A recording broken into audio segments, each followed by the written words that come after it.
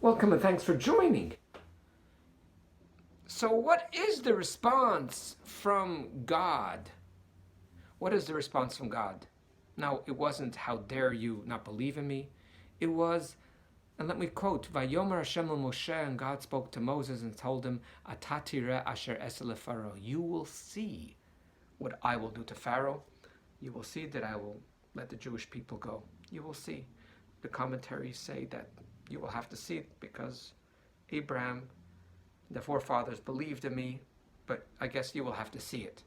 And it's more of a negative, and I have a very interesting thought that I might as well share it now. That when God tells Abraham to do something, or God tells anyone to do anything, if it makes sense or doesn't make sense, since it's God himself telling it to you, you connect to a very deep level, which is spirit. Doesn't have to make sense. If God told me the Jewish people will come from Isaac, from Yitzchak, and the next day God says, go slaughter him. When you're on such a high level, when you're so connected, and you're so devoted, and you're so nullified to God, everything makes sense. It's fine. And therefore there is no questions. But I think there's a very powerful lesson over here that I don't believe, and this is just my own theory interpretation, and you can knock it or disprove it if you want to, if you have any sources that what I'm saying is wrong. I have actually sources to support this theory. How great Moses is as a leader, as a lover, as a sensitive, righteous, and spiritual being. When you see another human being suffer, a people suffer, there is no spiritual calculation. And that's where spirituality is abused. It happens to be in the Code of Jewish Law. Talks about that if something negative happens to a human being, yifashfesh b'ma'asav, one should search in his doings.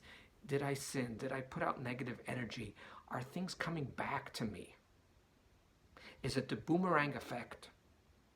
What's going on? The exact same thing at the same time or a minute later, a minute earlier happens to your friend. You don't make any spiritual calculations.